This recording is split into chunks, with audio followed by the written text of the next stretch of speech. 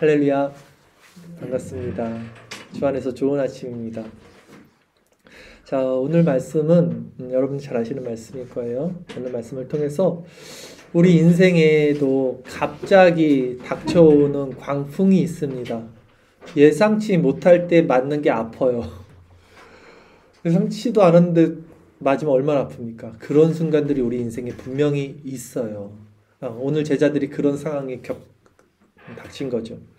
그럴 때 우리가 어떻게 그 파도에 잠식당하지 않고 그리스도를 바라보는 믿음 안에서 승리할 수 있는지, 광풍이 몰아칠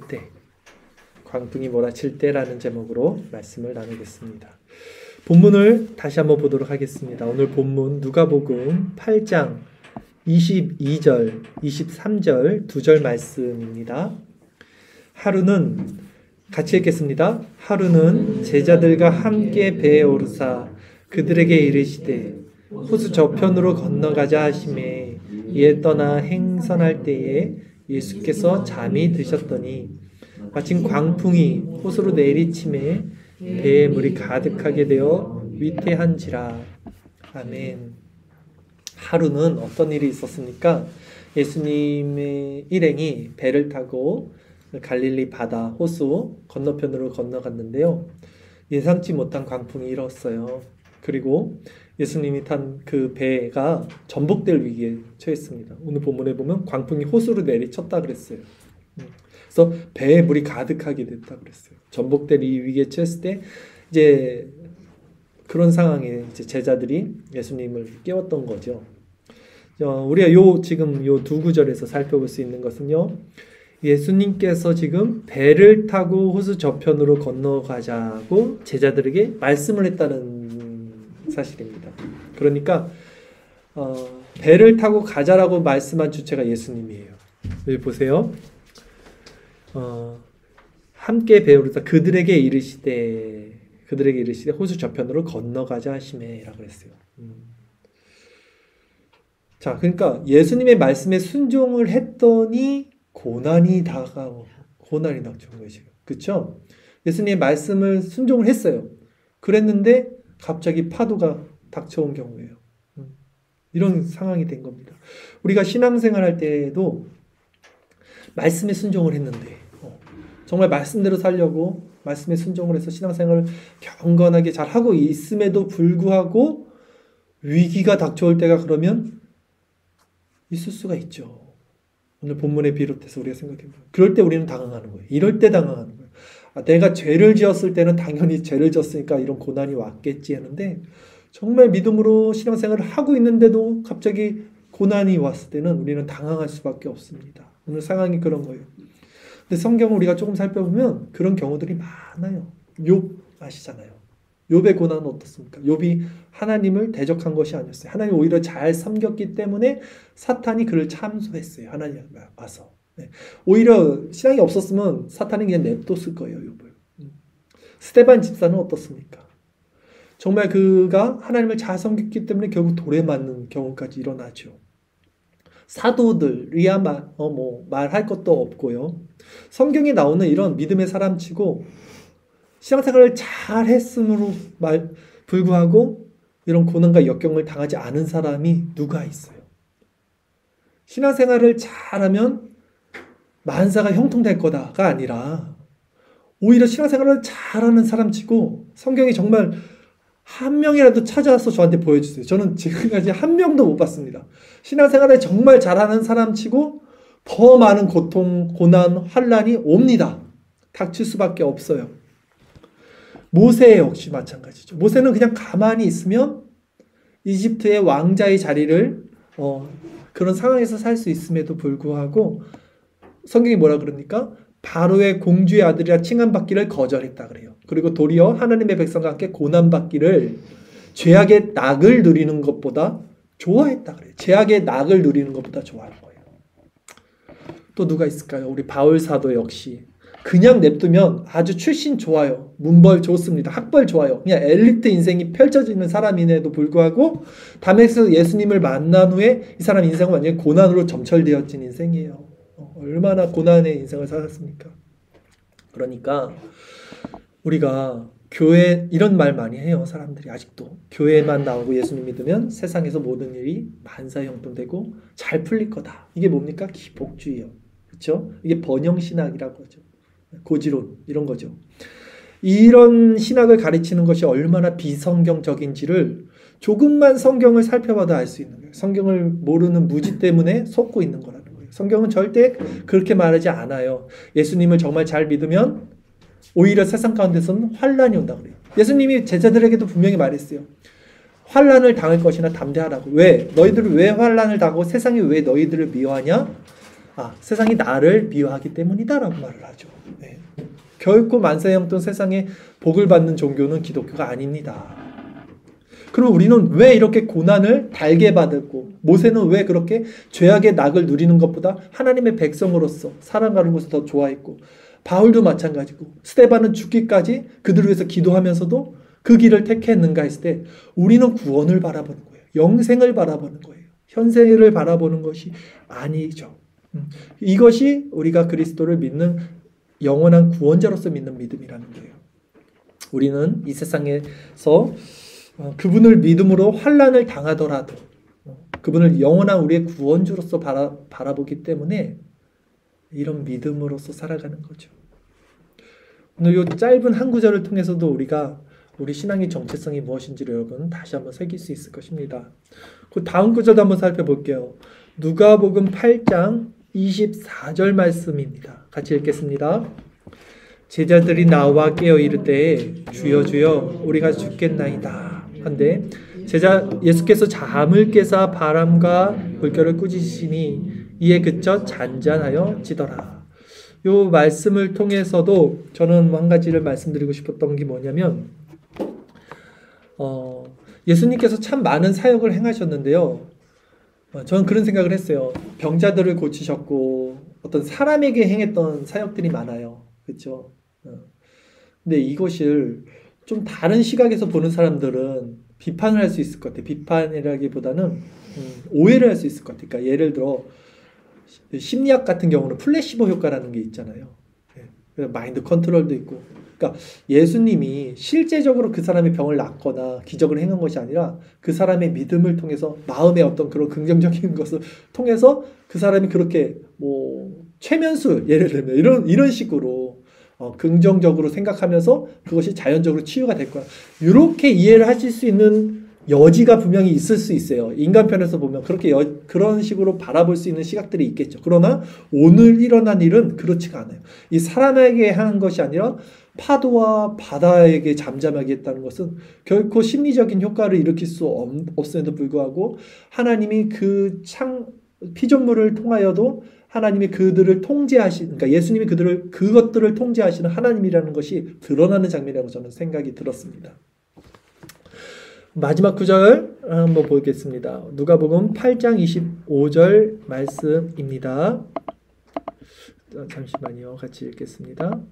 제자들에게 이르시되 너희 믿음이 어디 있느냐 하시니 그들이 두려워하고 놀랍게 여겨 서로 말하되 그가 누구이기에 바람과 물을 명하며 순종하더라 하더라. 그렇죠? 그러니까 제자들이 이걸 놀란 거예요. 제자들도 지금 아니 누구이기에 바람과 바다도 순종하냐는 거예요.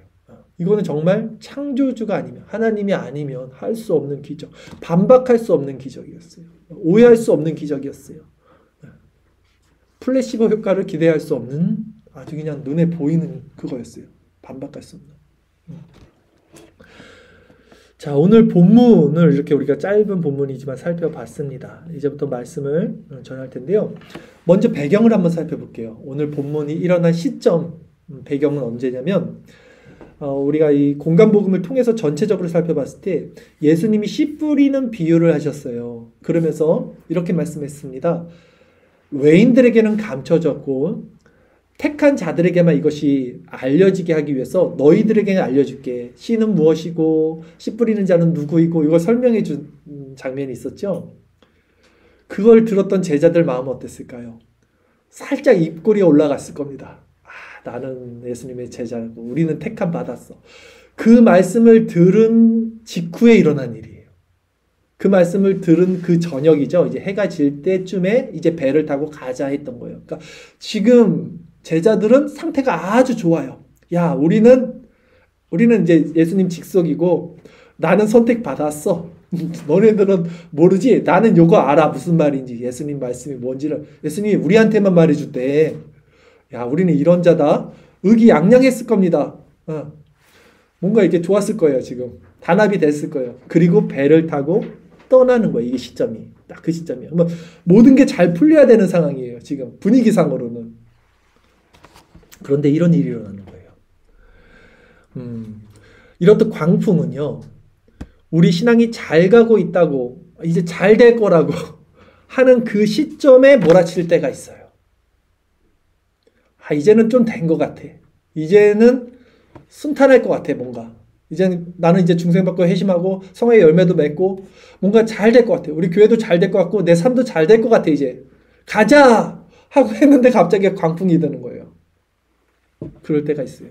그래서 성경이 뭐라 그럽니까? 항상 기도하며 깨어있으라. 항상 기도하며 깨어있으라라 그래요. 또 성경이 뭐라고 합니까? 선줄로 생각하는 자는 넘어질까 조심하라. 항상 이렇게 우리의 경계에 대해서 말하죠. 지난 토요일 날 우리가 말씀 사경회를 했어요. 제가 여러분들에게 말씀드린 게 내 사역의 하이라이트다라고까지 말할 정도로 아주 개인적으로는 열매였어요. 그리고 아주 기쁜 축제의 시간이었어요. 저는 이것만큼 더 기쁘고 열매 축제가 있겠냐 싶을 정도라고 생각이 들어서 제가 하이라이트라고 말한 게 정말 저에게는 그런 시간이었어요. 그리고 정말 하나님께서 큰 은혜를 주셔서 우리가 말씀을 통해서 정말 자기 점검을 했어요. 분명히 딱딱한 말씀이고 듣기에는 조금 그런 말씀일 수 있지만 분명히 말씀이 살아있는 말씀이었기 때문에 이게 남아요. 여전히 지금까지도 제 잔상이 남아있어요. 자기를 점검하는 거, 이런 것들에 대해서 굉장히 묵직한 말씀을 우리가 받았단 말이죠. 그런데 그 바로 다음 날인, 그리고 제가 이제 주일 설교에 어떤 설교를 했냐면 지난주에 교회는 하나님 나라 가족이다. 우리는 가족 공동체자. 이런 말씀을 전했어요. 그러니까 으쌰 이제 이런 분위기였어요. 우리 지난주에. 토요일 날 주일 날 너무 좋았어요. 그렇죠? 그리고 이제 월요일이 됐습니다. 월요일 아침이 딱 됐는데 이제 힘차게 뭔가를 시작해야 될 그 분위기였는데 제 마음속에 갑자기 믿음이 사라지는 것을 경험하는 거예요. 갑자기 뭔가 마음이 낭망이 되고 힘이 빠지는 것을 경험하는 거예요. 이게 도대체 뭐지? 이제 이쯤에서 더 힘차게 뭔가 나가야 되는 상황인데도 불구하고 제 안에서 믿음이 약해지는 것을 제가 그런 마음이 드는 거예요. 뭡니까? 그러니까 우리는 이런 존재라는 거예요. 이런 존재. 네, 이런 존재. 어제 힘을 받고 은혜가 충만해도 오늘 그 받았던 힘과 은혜를 모두 다 날려버릴 수 있는 그런 연약한 존재가 우리 자신이라는 것을 제가 또 본 거예요. 그 아침에. 그러나 그래서 제가 그 마음 가운데 낙담한 가운데 그럼에도 새벽에 말씀 묵상을 통해서 여러분들 지체들의 그 묵상을 통해서 힘을 공급받으면서 하루하루를 살아냈어요. 하나님이 주시는 은혜로. 또 설교를 준비하려고 봤더니 또 본문이 이런 구절이었던 거예요. 이게 누구의 얘기입니까? 제 얘기거든요, 이게 지금. 그러니까 제가 이게 공감이 되는 거예요, 제 마음이. 제 마음이니까. 그래서 너무 은혜가 되는 거예요. 그래서 이렇게 신앙이 이게 순항을 할 때도 이렇게 시험이 올 수 있구나라는 것을 한 주간 경험을 하면서 또 그 중에도 은혜를 경험한 그 내용을 오늘 전하게 된 거죠. 그러면서 제가 한 주 동안 느꼈던 것은 뭐냐면, 그래서 제가 금요일날 그 말씀 구절을 가지고 잠시 말씀 전했던 것은 나는 포도나무요 너희는 가지다 라는 거였어요. 내가 하나님, 예수님을 떠나서는 아무것도 할 수 없는 존재라는 자각이 한 주 동안 제 안에 더 강해졌습니다. 그러므로 더욱더 그리스도께 내가 붙어 있어야 되는구나. 그런데 놀랍게도 우리가 새벽에 말씀 묵상을 날마다 했잖아요. 그리스도께 붙어 있기만 하면 그 공고했던 마음, 그 낭망됐던 마음에 또 새 힘을 공급해 주시는구나를 한 주 동안 또 경험을 한 거예요. 네. 나는 그래서 더욱더 그리스도께 붙어 있어야 되는 존재구나 라는 그런 한 주를 제가 살았던 거죠. 우리는 모두 이런 삶을 살고 있지 않습니까? 모두 우리가 예상하지 않았던 풍파가 우리 인생 가운데 닥쳐올 때가 있지 않습니까? 그럴 때 우리는 어떻습니까? 우리 믿음이 없음이 그때 드러나요. 아, 나는 이제 믿음이 있어. 우리는 이제 좀 뭔가 할 수 있어 라고 생각했던 것들이 다 날아가요, 한순간. 아, 나는 안 되는구나. 나는 믿음이 없는 자였구나가 오히려 탄로 나요. 갑자기 불어닥치는 풍파에 우리의 모든 것이 날아가는 거예요. 우리의 마음이 날아가요. 본문에서 광풍이 불었을 때 제자들 마음 안에도 그것이 날아갔던 거예요. 예수님이 씨 뿌리는 자의 비유를 통해서 외인들에게는 이것이 가르쳤지만 너희들에게는 가르쳐줄게 라고 했을 때 그들이 의기양양했을 겁니다. 그러나 그 모든 특권 의식이 한순간 날아갔을 거예요. 파도가 들었을 때. 그 믿음의 실체가 바닥에 났을 것입니다. 이렇듯 예상치 못한 광풍을 만나면 정신을 차리지 못하는 게 우리의 믿음의 현실이에요. 현실. 그러나 하나님은 그 택한 자들을 결코 그냥 두시지 않죠. 그리고 믿음 안에서 구원의 완성을 이루시는 신실하시고 완전하신 하나님이면 우리는 또 그 안에서 경험을 하게 되는 거예요. 제가 그런 한 주를 보냈다는 것입니다. 그러기에 우리는 한 주 동안 제가 경험했던 건 이거예요. 우리 자신의 믿음을 근거해서 신앙생활을 하는 자들이 아니라는 거예요. 우리 자신이 갖고 있던 그 믿음, 스펙, 지식, 내 경험, 이것을 토대로 신앙생활하는 자들은 다 날아갑니다.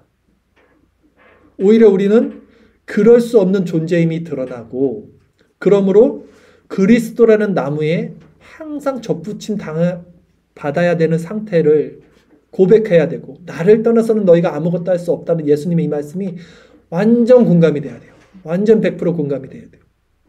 그리고 그 말씀을 생명으로 받아 늘 선줄로 생각하지 말고 또 항상 깨어서 기도하는 그 신앙의 정체성을 세워야 된다는 거예요.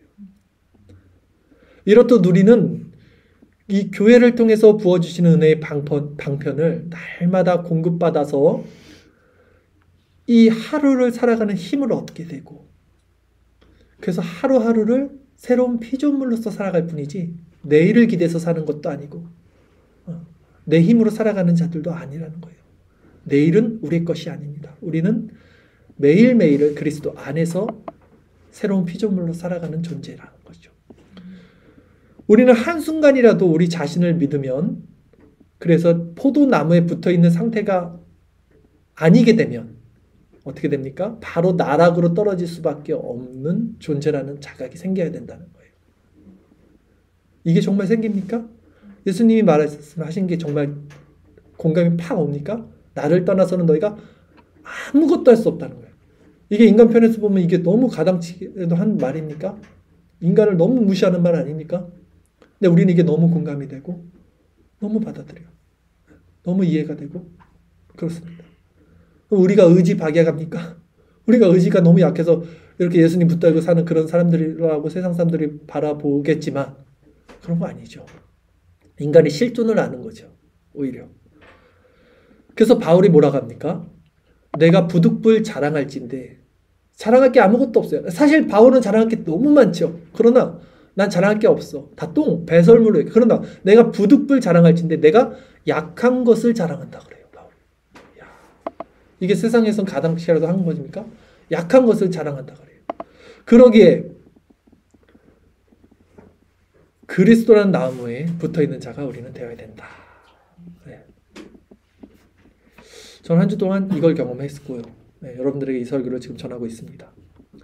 자, 또한 한 가지 더 말씀을 드릴 텐데 우리는 오늘 본문을 통해서 한 가지 더 중요한 교훈을 또 얻을 수 있습니다.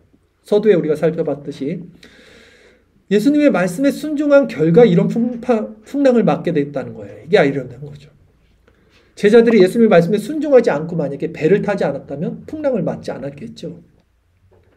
그렇다면 이 지금 풍랑의 주체, 이 풍랑을 주시고 이 고난을 주신 이 문제를 주관하는 그분은 누구냐는 거예요. 생각해 봐야 된다. 물론 지금 예수님의 일행이 배를 타고 풍랑을 맞았을 때 이 풍랑을 일으킨 주체는 1차적으로는 아마도 예수님의 사역을 방해하는 사탄의 공격이었다고 생각을 할 수 있어요, 우리가.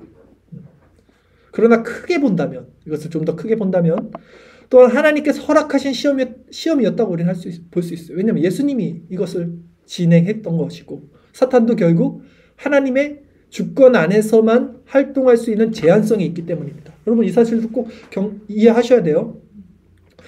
나는 이거 당연히 사람들이 이거 알 거라고 생각했는데 많은 사람들이 교회를 정말 오래 다닌 사람들이 모르고 있더라고요. 그러니까 하나님, 사탄을 싸우고 있는 존재로 생각하고 있어요. 아닙니다. 네. 사탄은 피조물이고 하나님이 제한하고 하나님이 허락하시는 영역 안에서만 활동할 수 있는 거예요. 네. 우리는 욥을 통해서 이 부분을 분명히 알 수 있어요. 욥이 하나님을 잘 섬기지 않았다면 사탄은 욥을 참소할 필요가 없었을 것입니다. 오히려 욥의 신앙이 하나님을 향해 있었어요. 의로운 신앙이 있었어요. 그렇기 때문에 사탄은 욥을 시험할 것을 하나님께 허락을 구했던 거예요. 그러나 하나님께서는 그것을 허락했지만 시험의 경계를 정하셨어요. 사탄에게. 여기까지는 해치지 마라. 생명까지는 해치지 마라. 그 부분 한번 살펴볼까요? 주의 설교 말씀 구절입니다. 욥기 1장 8절에서 12절 같이 읽겠습니다.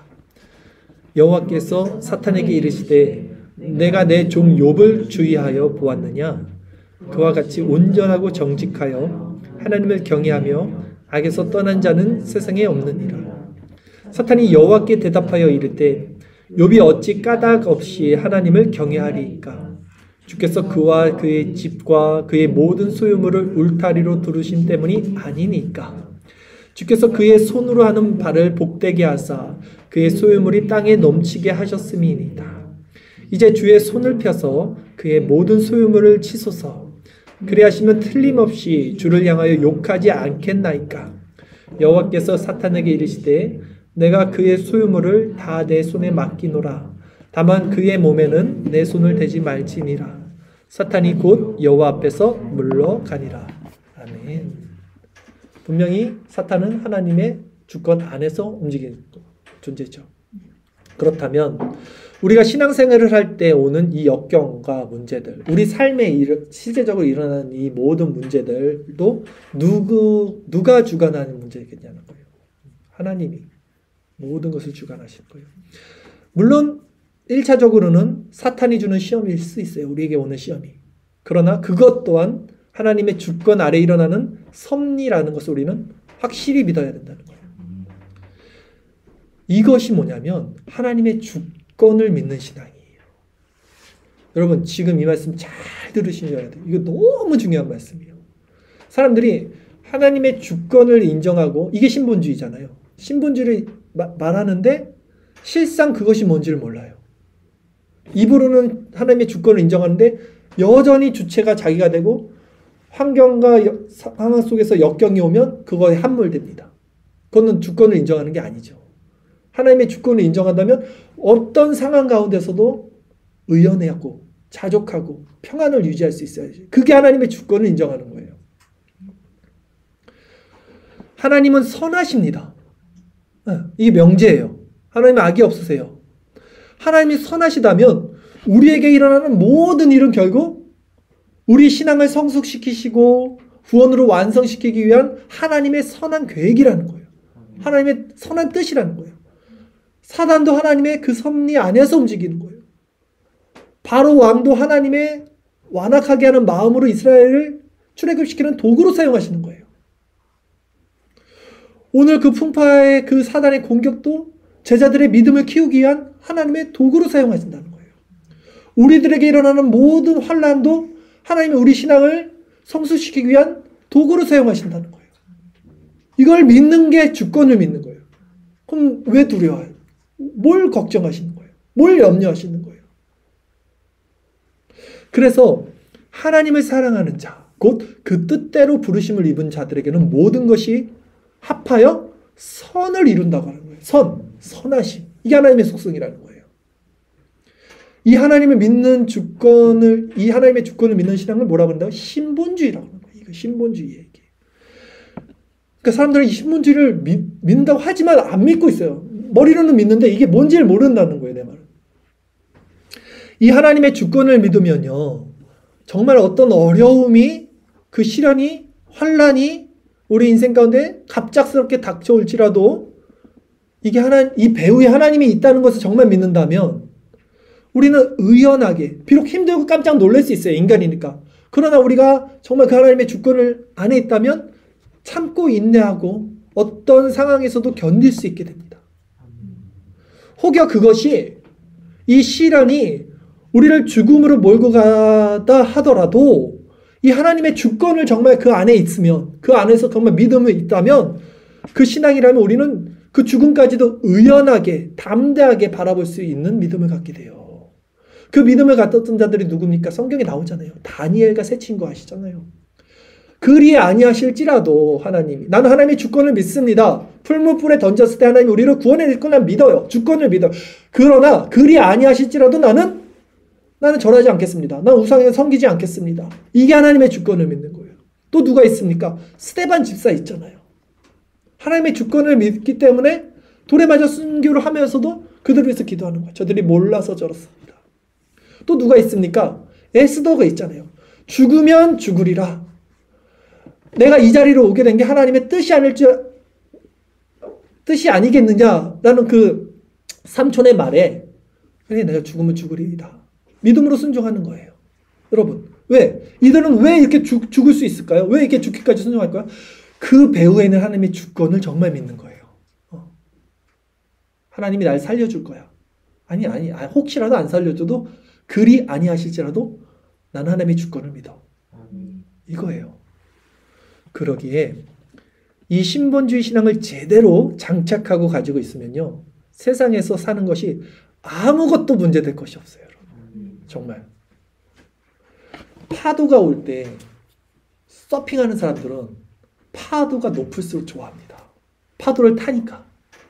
환란이 올 때 파도에 잠식되는 게 아니라 이 하나님의 주권을 아는 사람들은 오히려 그 환란 가운데서 자유할 수 있어요. 평안할 수 있어요. 베드로가 감옥에서 다음날 이제 참수당할 상황에서 찬양을 부르고 기도를 드리고, 이런 일이 어떻게 일어나냐고요. 잠이 오겠습니까? 내일 죽는다 그러면 감옥에 갇혔는데 쿨쿨 잠을 자요. 믿음의 사람들이. 어떻게 하나님의 주권을 믿는 거라고요. 주권. 조나단 에드워즈가 그 결심문을 쓴 내용들을 제가 젊었을 때 이걸 딱 봤을 때 마음이 팍 새겨졌던 그 결심문 구절이 있어요. 뭐냐면 이런 구절이 있었어요. 세상에서 염려, 근심, 걱정이 일어나는 것은 하나님을 경멸하는 태도다. 이게 너무 세게 봤어요. 저한테. 그래. 내가 하나님을 믿고 있다 그러는데 하나님이 이게 주권을 믿고 있다고 하면서도 내가 이 세상에서 문제가 생겼어. 갑자기. 일시적으로 걱정이 될 수는 있어요. 그러나 그것이 지속적이고 계속해서 내 마음을 어둡게 만든다는 거는, 이거는 하나님에 대한 믿음이 없는 거고 하나님의 주권을 인정하지 않는 거고 하나님을 경멸한다는 태도라는 거예요. 동의가 일어납니까? 그렇죠. 바울은 그래서 이것을 이렇게 고백하죠. 나는 어떠한 처지에도 자족하는 일체의 비결을 배웠다.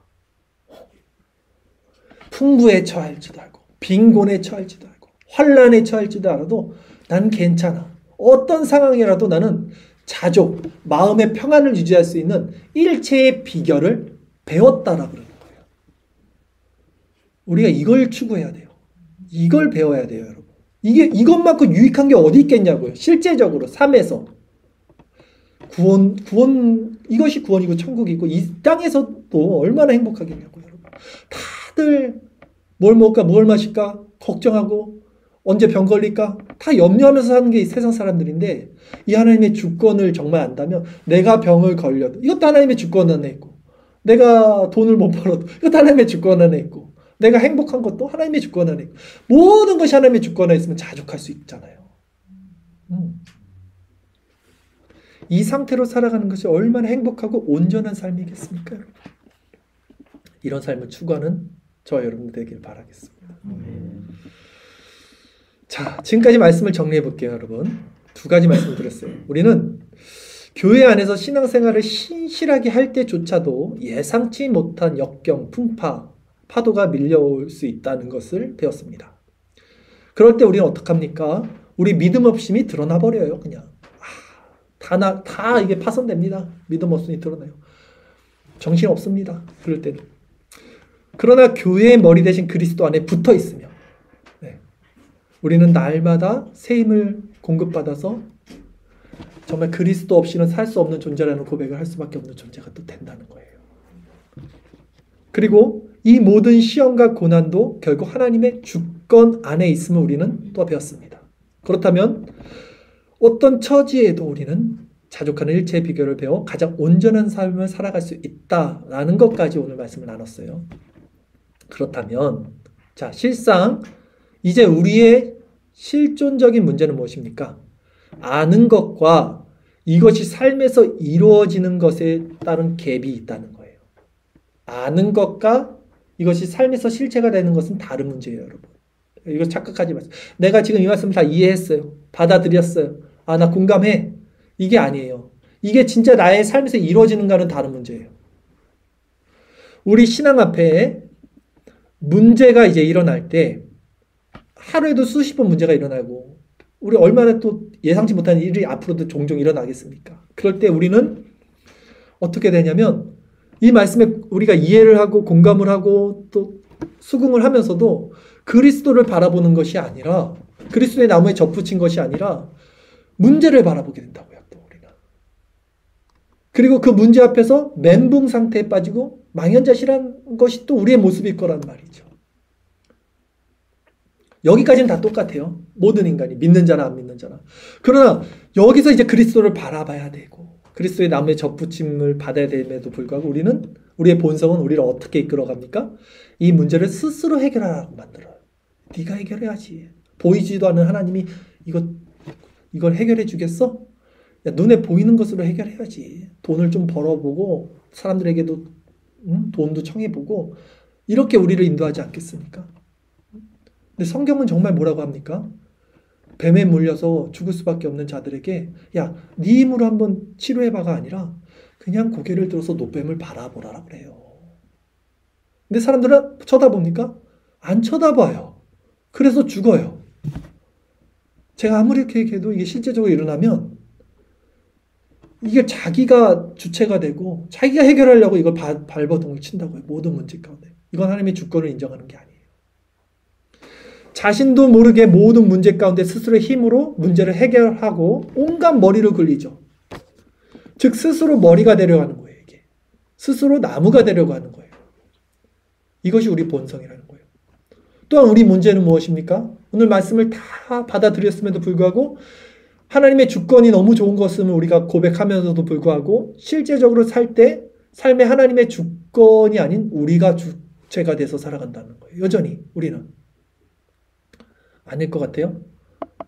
아니에요. 정말 그래요. 여러분 삶을 한번 잘 돌아보면 삶의 모든 순간 선택 가운데 하나님 정말 주권을 인정하고 살아가는가 아니면 내가 주체가 돼서 살아가는가 여러분 살펴볼 수 있을 거예요. 우리가 진정 하나님의 주권을 인정하는 삶을 산다면 우리에게 일어나는 어떠한 문제 가운데서도 우리는 마음의 평안과 의연함을 잃지 않아야 할 텐데 우리는 그런 존재가 아니라는 것입니다. 그렇다면 이제 이런 비참한 우리에게 유일한 소망은 무엇이냐는 거예요. 오늘 본문을 보면요. 비록 마치 예수님께서 광풍이 불 때 주무시고 있었다고 그랬어요. 근데 정말 그 잠이 들겠습니까? 그 광풍이 부는데. 네.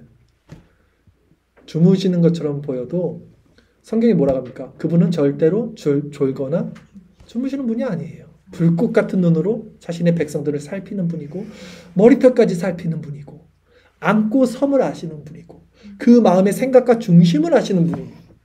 그분이 예수님이에요. 그분이 하나님이라는 거예요. 또한 그분은 어떤 분이십니까? 지금도 우리를 위해서 지금 이 시간에도 하나님 우편에서 우리를 위해서 기도하고 있어요. 또 그분은 어떤 분이십니까? 이 말씀을 성령을 통해서 깨닫게 해주시기 위해서 말할 수 없는 탄식으로 우리를 위해서 성령께서 또 기도하시는 분이에요. 이 모든 사역이 그분은 눈에 보이지 않는다고? 그분이 어디 있어? 아니요. 지금도 그분은 역사하시고 우리를 위해서 일하시고 계세요.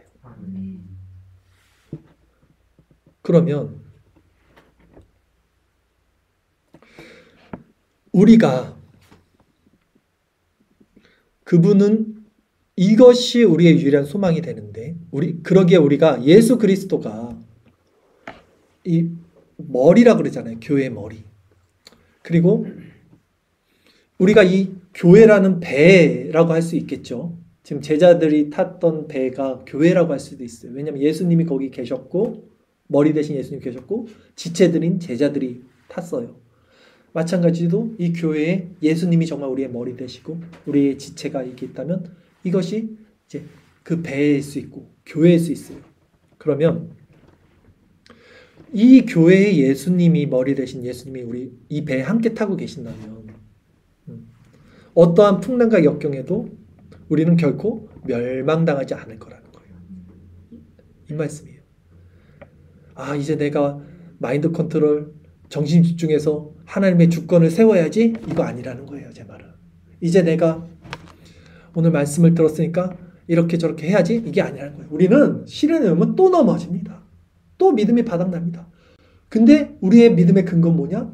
이 배에, 이 교회의 머리가 그리스도라면 우리는 넘어질지라도 우리는 또 놀랄지라도 항상 그리스도는 우리를 세워주시고 구원으로 인도해 주신다는 게 우리의 믿음의 근거라는 거예요. 배 안에 물이 이렇게 들어차서 침몰하는 순간이 올지라도 그리스도가 이 배의 주인이 되시고 함께 계시면 여긴 소망이 있지만 아주 평안한 가운데 요트를 타고 저 세상 사람들 가는 교회라도 정작 그 안에 그리스도가 없으면 그것이야말로 가장 위험한 상태예요, 여러분.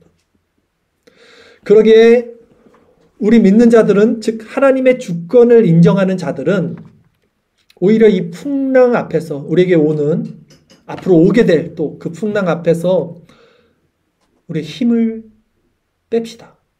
네, 우리 힘을 빼는 거예요. 문제 앞에서 우리 힘을 빼는 훈련을 해야 돼요. 우리는 문제 앞에서 정신통일해서 이 문제를 해결하는 게 아니라 문제 앞에서 힘을 빼고 포도나무 된 나무에 붙어있는 수영 잘하는 사람들은요 힘을 빼고 해요. 물에 뜨잖아요. 그냥 수영 못하는 사람들이 힘내다가 지쳐서 물에 잠기는 거잖아요. 문제로 해결하려고 하지 말고 힘을 빼야 돼요. 꼭 기억하십시오. 우리가 타고 있는 이 배 안에 예수님이 있는 한 절대 이 배는 침몰하지 않습니다. 이거예요. 이걸 믿으셔야 돼요. 우리 믿음을 우리한테 두지 마시고. 이제 말씀을 정리합니다. 우리는 오늘 말씀을 통해서 항상 기도하며 깨어 있으라는 이 권고의 말씀과 선질로 생각하는 자는 넘어질까 조심하라는 말씀을 교훈을 깊이 새기십시오. 저는 한 주 동안 이것을 경험했습니다. 제가 교만하지 못하게, 제가 또 선질 생각하지 못하게 하나님께서 이 마음을 주신 걸 생각해요. 제가 지난주 주일날 얼마나 당차게 막 이렇게 오버해서 기분 업돼서 막 즐겁게 설교했습니까? 바로 다음날 꼬랑지 내려가더라고요. 부끄럽더라고요. 그런 거죠. 우리 신앙의 순수성을 지켜가는 자들에게 오히려 또 예상치 못한 시험이 닥쳐온다는 것을 오늘 말씀 배웠습니다.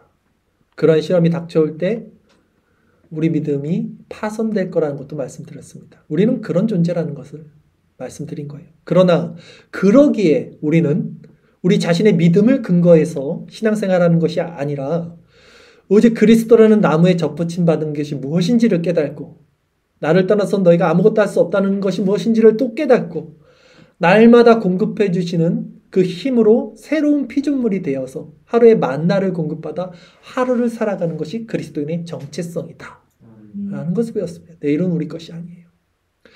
또한 본문을 통해서 우리는 이 풍랑, 이 역경, 이 환난을 허락하신 것은 하나님의 주권 안에 있는 사건이라는 것을 배웠습니다.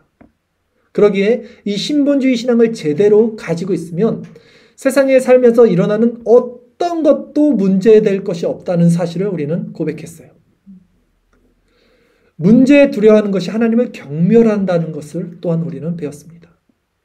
어떠한 처지에도 자족하는 일체의 비결을 배운 바울의 고백처럼 우리가 추구하는 신앙은 바로 이 하나님의 주권, 즉 신본주의 신앙이라는 사실을 기억하십시오. 제가 지금 여러분들 마인드 컨트롤 시키는 게 아니에요. 오히려 마인드 컨트롤하는 그 마음을 부수시는 겁니다. 그리고 그 마음에 오직 하나님의 주권만을 세우는 거예요. 그러나 실상 우리는 고난과 역경이 닥쳐올 때 그리스도를 바라보기보다는 또 문제에 함몰될 자들이라는 것을 고백할 수밖에 없어요. 두려움에 떠는 연약한 자들이 될 것입니다. 하나님의 주권이라는 말을 지적인 동의는 여전히 하겠지만 실제 삶에서 하나님의 주권이 드러나는 행위를 하지 못하는 죄된 존재일 뿐이 앞으로도 계속해서 드러날 거라는 거예요, 여러분. 그러기에 이런 비참한 우리에게 유일한 소망이 무엇이냐는 거예요. 오늘 결론은 우리가 교회라는 공동체, 즉 배 안에 있는 한, 그리고 이 공동체의 머리 그리스도가 함께 있는 한 절대 우리를 이 문제 가운데 멸망하도록 그리스도는 우리를 내버려 두지 않으신다는 것이 결론인 거예요. 하나님은 그리스도를 통해서 교회를 세워주셨고요. 이 교회를 통해서 그 질서 가운데 우리를 반드시 구원해내실 분입니다. 그러기에 여러분, 하나님의 주권을 인정한다면 모이게 패하는 어떤 이들처럼 되지 마시고 더욱 힘써서 모이게 힘쓰시고 교회 모임, 은혜의 방편을 더욱더 공급받으시고 은혜를 사모하는 자들이 되십시오. 교회는 세상 문제 가운데 침몰하지 않는 유일한 구원의 방주가 되기 때문이에요. 결국 사람은요, 바라보는 것이 무엇이냐에 따라 그 인생이 바뀝니다. 그리고 누구와 함께 있느냐에 따라 그 인생이 바뀌어요. 누구와 친구 자삭이라 그러잖아요. 우리 친구들도. 누구와 어울리냐? 무엇을 바라보느냐? 문제, 파도를 바라보느냐? 그리스도를 바라보느냐? 그 배 안에 그리스도가 있느냐 없느냐? 누구와 함께 어울리느냐? 이게 그 사람 인생을 바뀌어요. 그리스도가 머리 대신 교회에서 우리 지체들끼리 서로 연합되고 서로 지금처럼 제가 한 주 동안 힘들 때 여러분들의 그 묵상글을 읽으면서 정말 힘을 공급받았습니다. 이렇듯 약했을 때는 서로 이끌어주고 이 지체가 약할 때는 이 지체가 이끌어주고 한 그 은혜 가운데서 매일 그리스도의 머리 되심을 바라보고 믿음으로 승리하는 저 여러분 되기를 바라겠습니다. 마지막으로 고린도전서 10장 12절에서 17절 말씀을 함께 읽고 오늘 설교를 마무리하도록 하겠습니다. 우리 주일설교 말씀 구절 같이 읽겠습니다. 그런즉 선줄로 생각하는 자는 넘어질까 조심하라. 사람이 감당할 시험 밖에는 너희가 당한 것이 없나니 오직 하나님은 미쁘사 너희가 감당하지 못할 시험 당함을 허락하지 아니하시고 시험 당할 즈음에 또한 피할 길을 내사 너희로 능히 감당하게 하시느니라. 그런즉 내 사랑하는 자들아 우상 숭배하는 일을 피하라. 나는 지혜 있는 자들에게 말한과 같이 하노니 너희는 내가 이르는 말을 스스로 판단하라. 우리가 축복하는 바 축복의 잔은 그리스도의 피에 참여함이 아니며 우리가 떼는 떡은 그리스도의 몸에 참여함이 아니냐. 떡이 하나요 많은 우리가 한 몸이니 이는 우리가 다 한 떡에 참여함이라. 아멘. 기도드리겠습니다.